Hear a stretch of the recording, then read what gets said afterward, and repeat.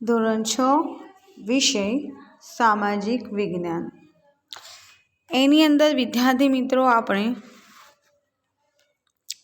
પાઠ 6 ચલાવી રહ્યા હતા। આપણે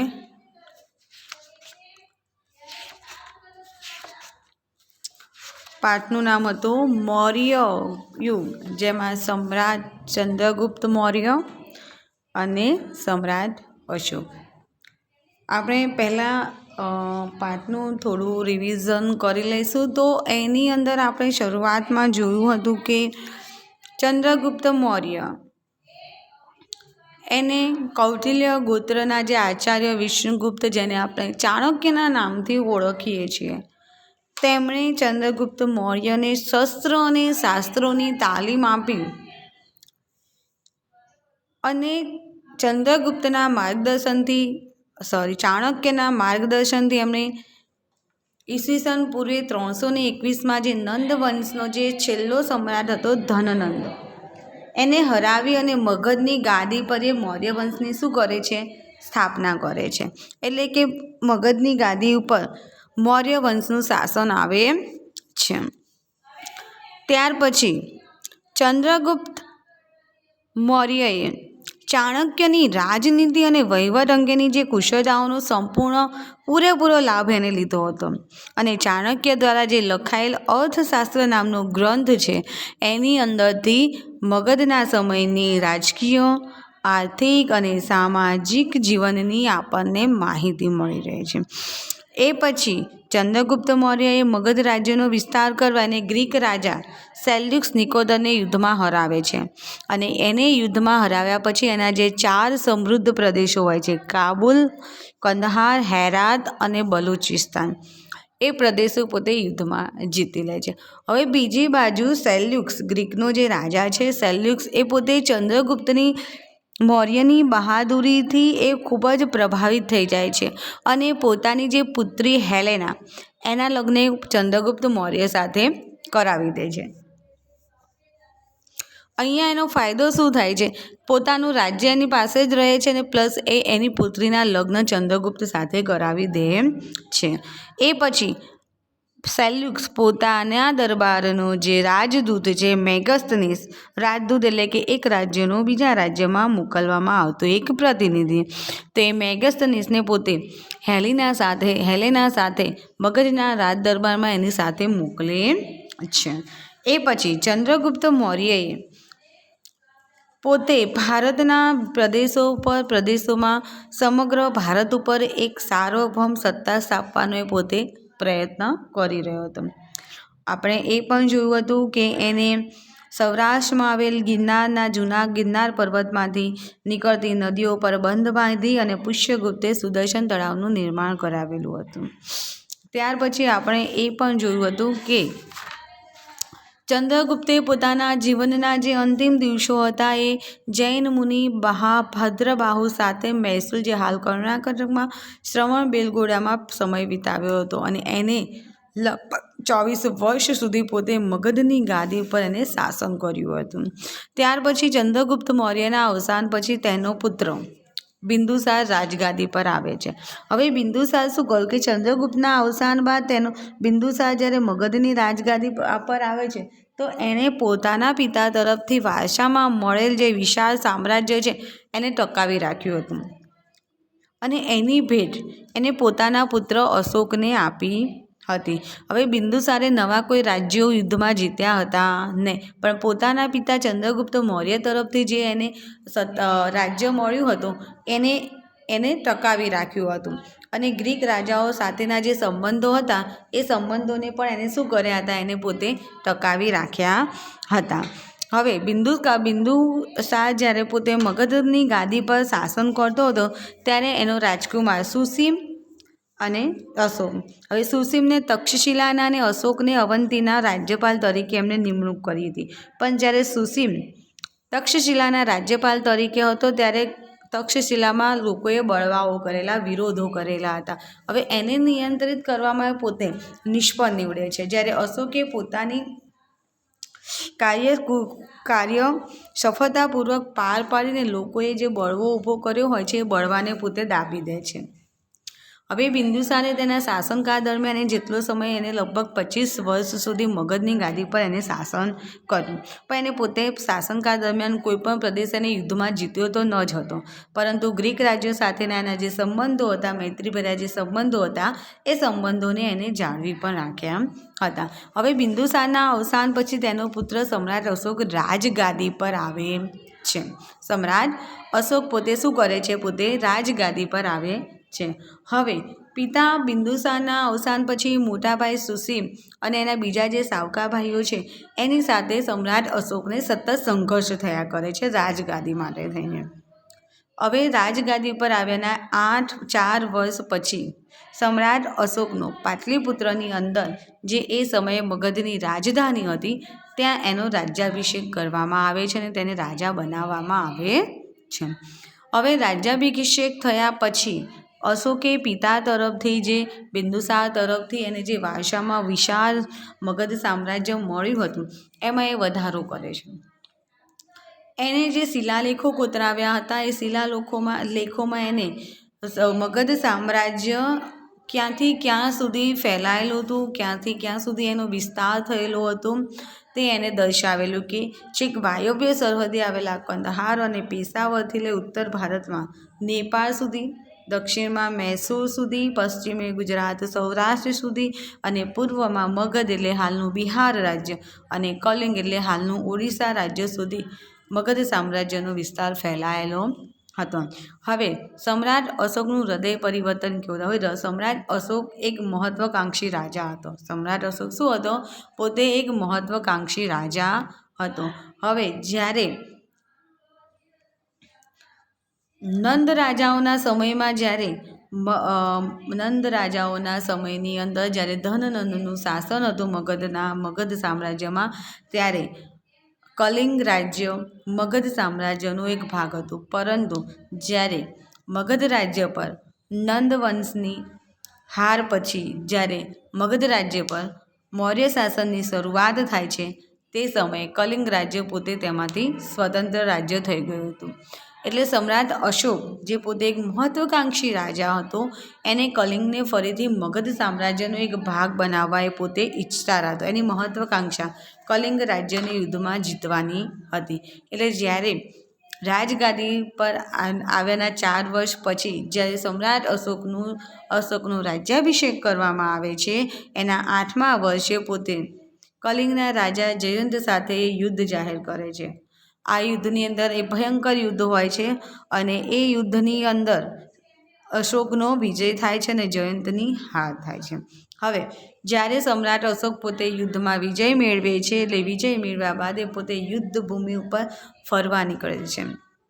પોતાના વિજયનો આનંદ માણવા માટે થઈને પોતે યુદ્ધભૂમિ પર જ્યારે ફરવા નીકળે છે, ત્યારે એને યુદ્ધભૂમિ અને નગરમાં ફરતા અશોકે માત્ર ચારે બાજુ શોક અને દુઃખનું વાતાવરણ જ એને જોયું.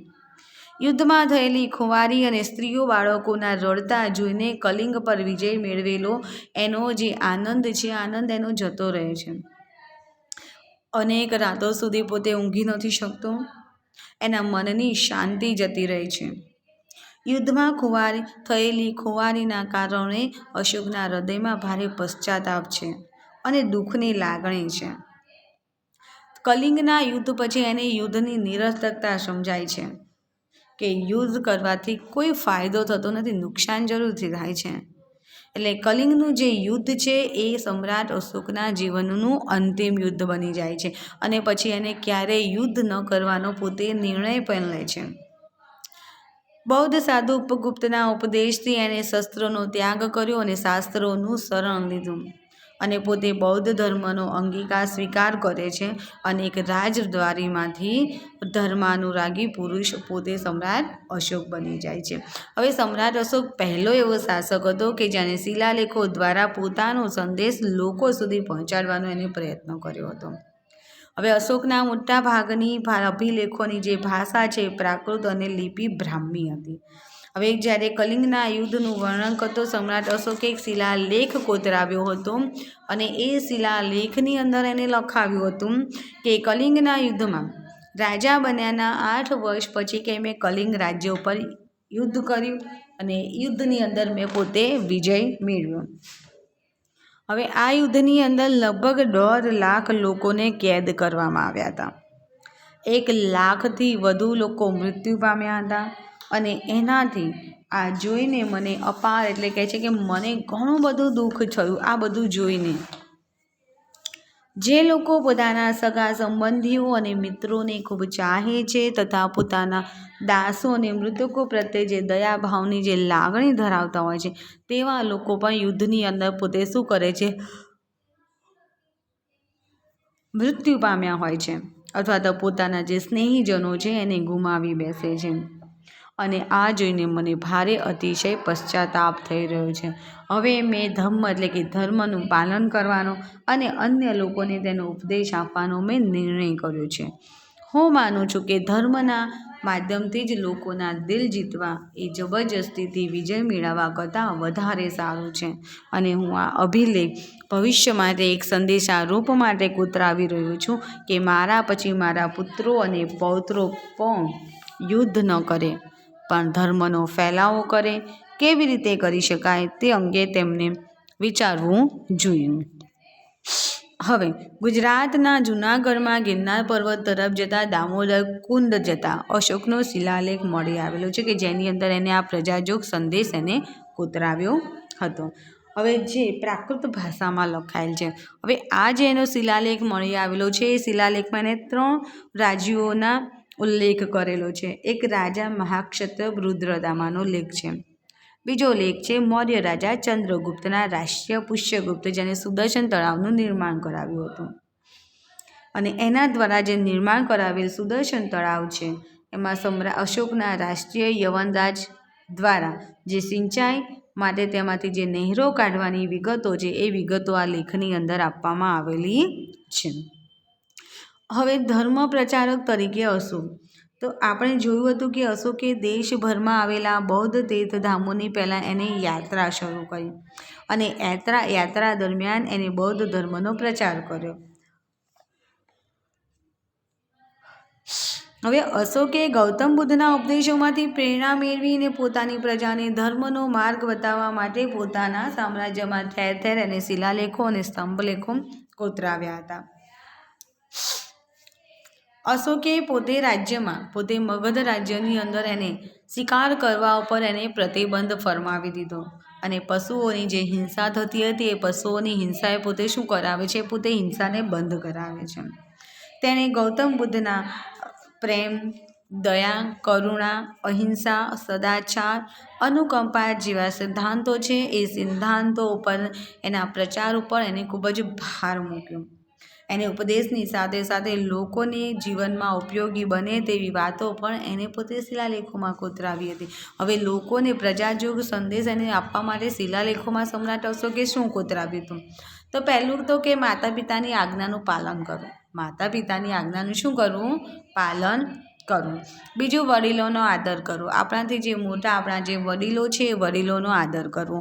ત્રીજું, પશુઓનો વધ ન કરવો, એટલે ક્યારેય પશુઓની હિંસા કરવી જોઈએ નહીં. 4, બને તેટલો ઓછો ખર્ચ કરવો અને બને ત્યાં સુધી જેટલી જરૂર છે એટલો જ ખર્ચ કરવો. વધારાનો નકામો ખર્ચ કરવો જોઈએ નહીં. એનાથી આગળ ગુરુની સેવા કરવી, કે આપણા જે ગુરુ છે એની સેવા કરવી. સ્ત્રીઓ અને નોકરો પ્રત્યે માયાળું વર્તન રાખવું. જે સ્ત્રીઓ, ઘરની સ્ત્રીઓ છે, કોઈ પણ સ્ત્રી હોય અને નોકર જે છે આપણા ઘરે કામ કરે છે તો એ બંને પ્રત્યે માયાળું વર્તન જ રાખવું. શા માટે? તો એ બંને આખો દિવસ આપણા માટે કામ કરતા હોય છે અને બદલામાં આપણી પાસેથી માત્ર સારા વર્તનની અપેક્ષા જ રાખતા હોય છે. બ્રાહ્મણો અને શ્રમણોને દાન આપવું. અન્ય ધર્મના મુખ્ય સિદ્ધાંતો સમજવાનો પ્રયત્ન કરી અને દરેક ધર્મનો આપણે આદર કરવો જોઈએ. હવે અશોકે ઈસવીસન પૂર્વે 251માં પાટલીપુત્રમાં મોગલીપુત્ર તિસ્ય, જેને તિસ્યાના અધ્યક્ષ પદે 3જી બૌદ્ધ ધર્મ પરિષદ બોલાવી હતી. અને આ 3જી બૌદ્ધ ધર્મ પરિષદનો ઉદ્દેશ શું હતું કે બૌદ્ધ ધર્મમાં ઊભા થયેલા જે મતાંતરો છે એને દૂર કરીને રાજ્યની અંદર ધાર્મિક એકતા સ્થાપવાનો એનો મુખ્ય હેતુ હતો. હવે સમ્રાટ અશોકે ભારતના કાશ્મીર, ગાંધાર, ચોલ, પાંડ્ય અને કેરળ રાજ્યોમાં પોતે બૌદ્ધ ધર્મનો પ્રચાર કર્યો હતો. આ સિવાય સમ્રાટ અશોકે બ્રહ્મદેશ એટલે મ્યાનમાર, સિલોન એટલે શ્રીલંકા, સિરિયા, ઇજિપ્ત, મેસડોનિયા વગેરે દેશોમાં ધર્મ પ્રચાર માટે એને જુદા જુદા ધર્મ પ્રચારક મંડળો પણ મોકલ્યા હતા. આ સિવાય સમ્રાટ અશોકે પોતાના પુત્ર મહેન્દ્ર અને પોતાની પુત્રી જે સંઘમિત્રા છે એ બંનેને બૌદ્ધ ધર્મના પ્રચાર માટે થઈને સિલોન એટલે કે શ્રીલંકા એને મોકલ્યા હતા. આમ સમ્રાટ અશોકે પોતાના શાસનકાળ દરમિયાન બૌદ્ધ ધર્મનો પોતાના રાજ્યને રાજ્યાશ્રય આપ્યો હતો. આમ અશોકે ધર્મ પ્રચાર ઉપરાંત પ્રજા કલ્યાણના કાર્યો પણ કર્યા હતા.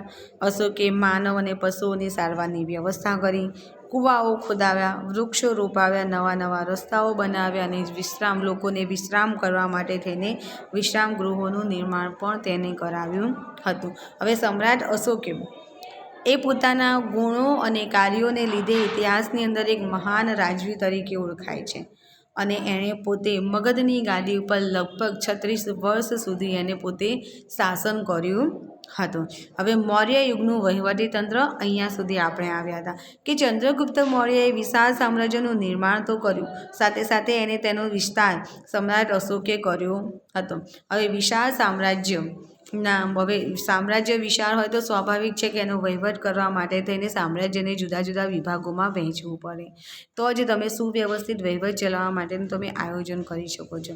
હવે આ મૌર્ય સામ્રાજ્યના વિભાગ પાડી તેનો સુવ્યવસ્થિત વહીવટ ચલાવવા માટેનું આયોજન ચંદ્રગુપ્તના મુખ્યમંત્રી અને પ્રખર જે રાજનીતિજ્ઞ જે ચાણક્ય એના દ્વારા કરવામાં આવેલું હતું. હવે આ સમયમાં વહીવટી તંત્રના 3 વિભાગો અંગો હતા.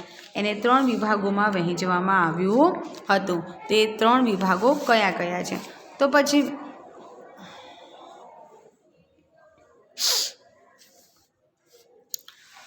મૌર્ય યુગનું જે વહીવટી તંત્ર છે એની અંદર એક કેન્દ્રીય, બીજું પ્રાંતીય, ત્રીજું પ્રાદેશિક એટલે સ્થાનિક.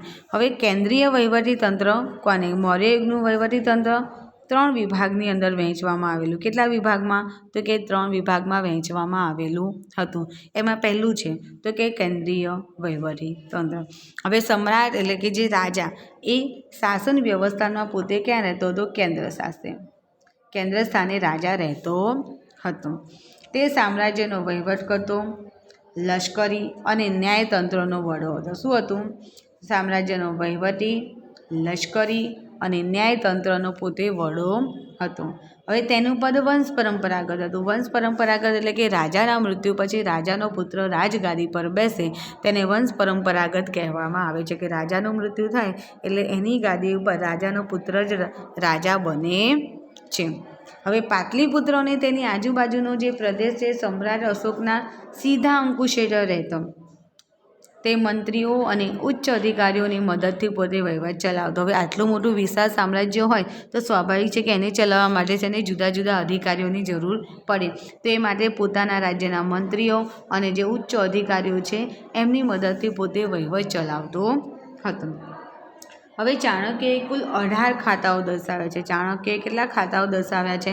કુલ 18 ખાતાઓ દર્શાવ્યા છે, જેમાંથી મુખ્ય ખાતાઓ અને તેના ઉપરી વડા નીચે. જો ખેતી વિભાગ, તો એનો જે વડો છે એ સીતા અધ્યક્ષના નામથી ઓળખાતો હતો. પછી લશ્કર ખાતું, તો એનો જે વડો છે સેનાની તરીકે ઓળખાતો. ન્યાય ખાતું, તો એનો વડો પ્રદેશ મંત્રી અથવા તો મુખ્ય ન્યાયાધીશ, આપણે અદાલતમાં ન્યાયાધીશ તરીકે જ ઓળખીએ છીએ.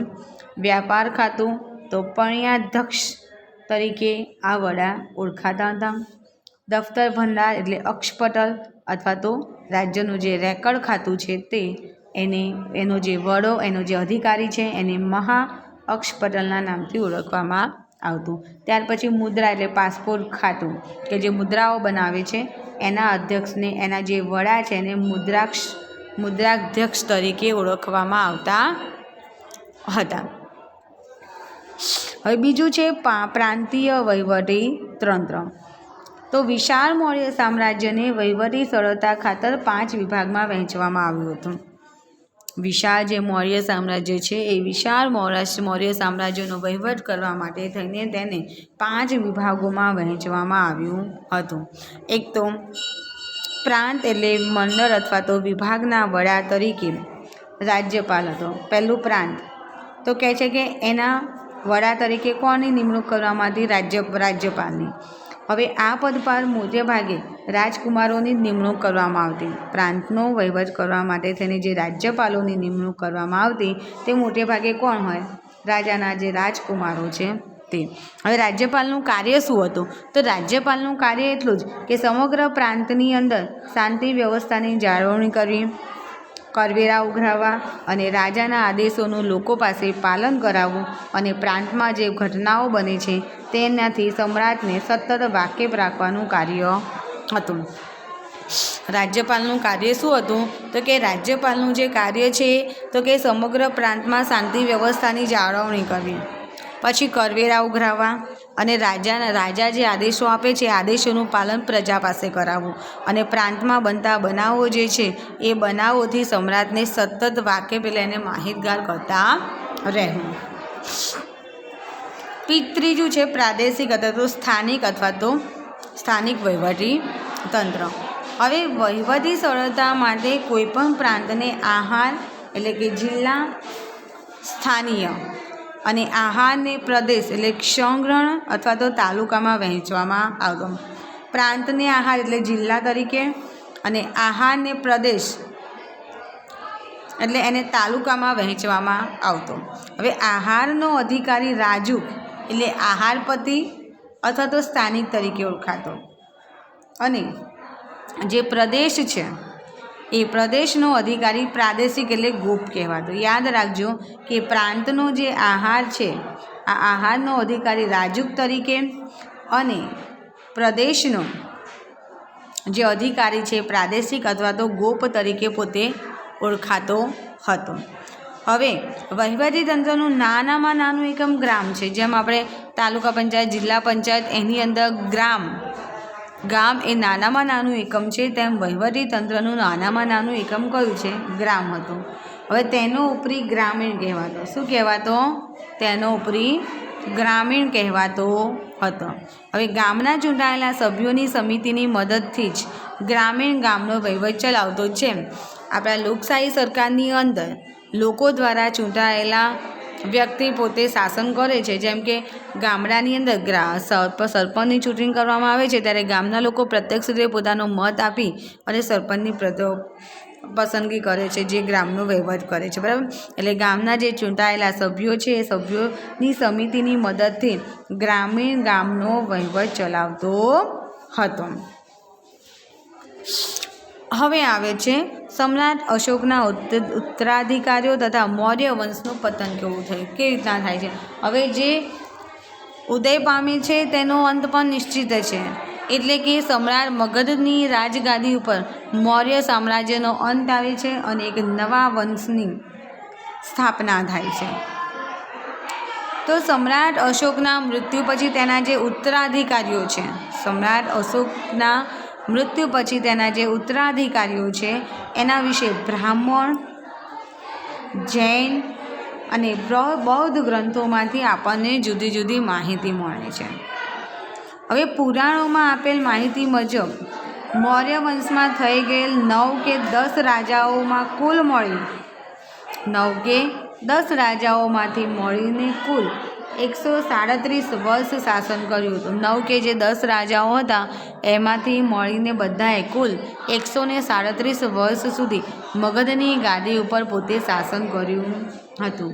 હવે મૌર્ય વંશનો જે અંતિમ રાજા છે બૃહદ્રથ એના નિર્બળ શાસનનો લાભ લે. હવે દરેક રાજા તાકતવર હોય એવું બનીને એકાદ તો એવું આવી જ જાય કે જેના લીધે થઈને એ વંશનો અંત આવે છે. તો મૌર્ય વંશનો જે અંતિમ રાજા છે બૃહદ્રથ એ પોતે નિર્બળ હતું. એનું શાસન એટલું બધું બીજા બધા રાજા અશોક છે, બિંદુસાર છે, ચંદ્રગુપ્ત છે એના જેટલું પ્રબળ નહોતું. એ નિર્બળ શાસક હતું. હવે એનો જે લાભ લે એનો સેનાપતિ પુષ્યમિત્ર શુંગ, એનો જે સેનાપતિ છે પુષ્યમિત્ર શૃંગ,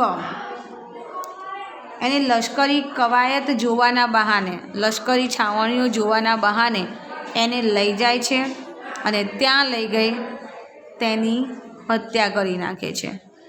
એ બૃહદ્રથની હત્યા થઈ જાય છે એ પછી મગધની ગાદી પર મૌર્ય વંશનો શું આવે છે? અંત આવી જાય છે. એટલે આમ ઈસવીસન પૂર્વે 185માં પુષ્યમિત્ર શૃંગે મગધની ગાદી ઉપર શૃંગ વંશની સ્થાપના કરી. એટલે મૌર્ય વંશ પછી કોનું શાસન આવ્યું મગધની ગાદી પર? શૃંગ વંશનું શાસન આવે છે. અને એની સ્થાપના પછી મૌર્ય વંશનો પોતે શું આવે છે? તેનો અંત આવે છે. તો આવી રીતે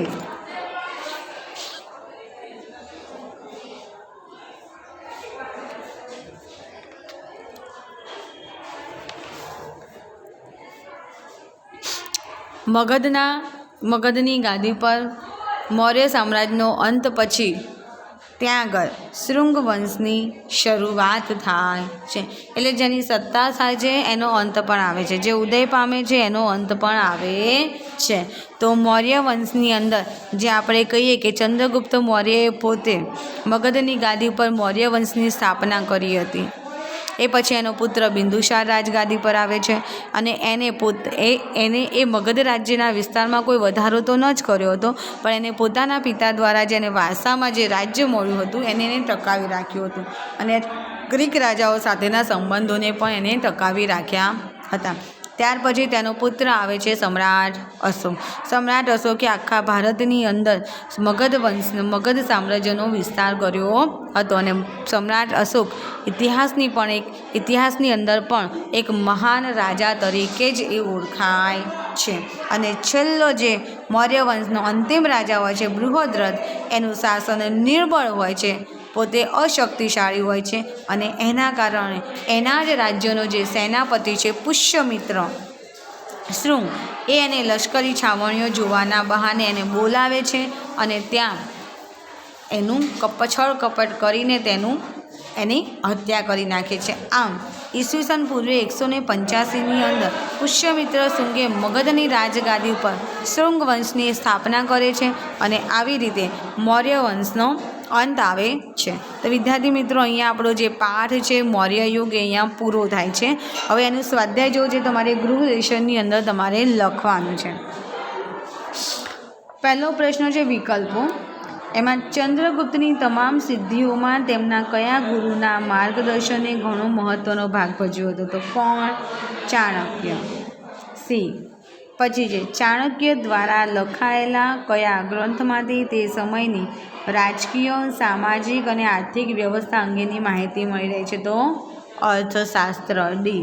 ત્રીજું, બિંદુસારે અશોકની કયા પ્રાંતના રાષ્ટ્રીય તરીકે નિમણૂક કરી હતી? અવંતી. એ. ચોથું, અશોકે સંઘમિત્રાને બૌદ્ધ ધર્મના પ્રચાર માટે ક્યાં મોકલ્યો હતો? સિલોન. પછી છે 5, અશોકના મોટાભાગના અભિલેખોની ભાષા કઈ હતી? પ્રાકૃત. સી. પ્રશ્ન 2 છે ટૂંકમાં ઉત્તર આપો.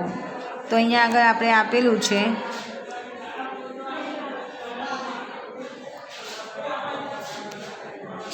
સમ્રાટ અશોકનું વિશાળ સામ્રાજ્ય ક્યાં સુધી ફેલાયેલું હતું? તો સમ્રાટ અશોકનું જે વિશાળ સામ્રાજ્ય જે છે એ સમ્રાટ અશોકનું વિશાળ સામ્રાજ્ય વાયવ્ય સરહદે આવેલા કંદહાર અને પેશાવરથી ઉત્તર ભારતમાં નેપાળ સુધી, દક્ષિણે મૈસૂર એટલે હાલ કર્ણાટક સુધી, પશ્ચિમે ગુજરાત સૌરાષ્ટ્ર સુધી, પૂર્વમાં મગધ કલિંગ સુધી સમ્રાટ અશોકનું જે સામ્રાજ્ય છે એ સામ્રાજ્ય ફેલાયેલું હતું. બીજો પ્રશ્ન છે કે સેલ્યુક્સ નિકોતર સાથેના યુદ્ધ બાદ કયા પરિણામો આવ્યા? તો સેલ્યુક્સ નિકોતર પછી જ્યારે સમ્રાટ ચંદ્રગુપ્ત મૌર્યએ ચાણક્યની મદદથી મગધની ગાદી ઉપર એને મૌર્ય વંશની સ્થાપના કરી. ત્યાર પછી એને ગ્રીક રાજા સેલ્યુક્સ નિકોતરને યુદ્ધમાં હરાવે છે અને યુદ્ધમાં હરાવ્યા પછી એ ગ્રીકના 4 પ્રદેશો કાબુલ, કંદહાર, હેરાત અને બલુચિસ્તાન પોતે યુદ્ધમાં જીતી લે છે. હવે એના યુદ્ધ પછી શું થાય છે? તો ચંદ્રગુપ્તની બહાદુરીથી પ્રભાવિત થઈ સેલ્યુક્સ પોતાની પુત્રી હેલેનાના લગ્ન ચંદ્રગુપ્ત સાથે કરાવે છે અને પોતાના રાજદૂત મેગસ્તનીસને તેના દરબારમાં મોકલે છે. પછીનો પ્રશ્ન છે કે મૌર્ય સામ્રાજ્યને વહીવટી સરળતા ખાતર કેટલા વિભાગમાં વહેંચવામાં આવ્યું હતું? તો વિશાળ મૌર્ય સામ્રાજ્ય છે એ વિશાળ મૌર્ય સામ્રાજ્યને વહીવટી સરળતા ખાતર 5 વિભાગમાં વહેંચવામાં આવ્યું હતું. કેટલા વિભાગોમાં? 5 વિભાગમાં વહેંચવામાં આવ્યું હતું. તો એની અંદર જે પ્રાંત છે એના વડા તરીકે રાજ્યપાલની નિમણૂક થતી અને આ પદ પર મોટાભાગે રાજકુમારોનું જ નિમણૂક કરવામાં આવતી. રાજ્યપાલનું કાર્ય સમગ્ર પ્રાંતની અંદર શાંતિ વ્યવસ્થાની જાળવણી કરવી, કરવેરા ઉઘરાવવા, રાજાના આદેશોનું પાલન કરાવવું અને પ્રાંતમાં બનતા બનાવોથી સમ્રાટ અશોકને સતત વાકેફ કરવું. પછી સમ્રાટ અશોકે ગૌતમ બુદ્ધના કયા કયા સિદ્ધાંતોના પ્રચાર પર ભાર મૂક્યો હતો? તો અહીંયા સમ્રાટ અશોકે ગૌતમ બુદ્ધના પ્રેમ, અહીંયા આપેલું છે પ્રેમ, દયા, કરુણા, અહિંસા, સદાચાર, અનુકંપા જેવા સિદ્ધાંતોના પ્રચારો પર સમ્રાટ અશોકે પોતે ભાર મૂક્યો હતો. પછીનો પ્રશ્ન છે કે રાષ્ટ્રીય તરીકે નિમાયેલ અધિકારીઓના કાર્ય જણાવો. હવે રાષ્ટ્રીય એટલે કે રાજ્યપાલ તરીકે જે અધિકારીને નીમવામાં આવે છે તો એમના કાર્યો શું હતા? તો જ્યારે રાષ્ટ્રીય તરીકે જેને નીમવામાં આવે છે ત્યારે સમગ્ર પ્રાંતમાં શાંતિ વ્યવસ્થાની જાળવણી કરવી, કરવેરા ઉઘરાવવા, પછી રાજાના આદેશોનું પ્રજા પાસે પાલન કરાવવું અને પ્રાંતમાં બનતા બનાવોથી સતત સમાજને વાકેફ રાખવાનું હતું. હવે આવે છે પ્રશ્ન 3, ખરા ખોટા જણાવો. તો અહીંયા પહેલું છે કે મેગસ્તીનીસ દ્વારા ઇન્ડિકા અને કલ્હણ દ્વારા મુદ્રાક્ષની રચના કરવામાં આવી હતી, તો ખોટું. બીજું છે કે ધમ્મ મહામાત્રનું કાર્ય જૈન ધર્મનો પ્રચાર કરી પ્રજાનું નૈતિક ધોરણ ઊંચું લાવવાનું હતું, તો એ પણ ખોટું. ત્રીજું, ચંદ્રગુપ્તે પોતાનો અંતિમ સમયે શ્રવણબેલગોળામાં વિતાવ્યો હતો, તો સાચું. ચોથું, બિંદુસારના સમયમાં મગધ મૌર્ય સામ્રાજ્યમાંથી સ્વતંત્ર થયું હતું, ખોટું. પાંચમું, સમ્રાટ અશોકે ઉપગુપ્તના ઉપદેશને અનુસરીને બૌદ્ધ ધર્મ અંગીકાર કર્યો હતો, તો સાચું. તો અહીંયા વિદ્યાર્થી મિત્રો તમારે સ્વાધ્યાયનો પ્રશ્ન 1, 2 અને 3 આજની તારીખ સાથે પાઠનું નામ લખી અને તમારે આ સ્વાધ્યાય ચોપડામાં લખવાનું રહેશે ફરજિયાત. કારણ કે જ્યારે પણ સ્કૂલ ખુલશે ત્યારે હું આ લેશન તમારી પાસે ચોક્કસથી જોવા માટે માંગીશ. તો એ પછી જ્યારે નેક્સ્ટ પીરિયડમાં આપણે મળીશું ત્યારે પાઠ 7 ચલાવીશું આપણે, ગુપ્ત યુગ અને એના અન્ય શાસકો. તો હવે પછીના નેક્સ્ટ પીરિયડમાં આપણે મળીશું.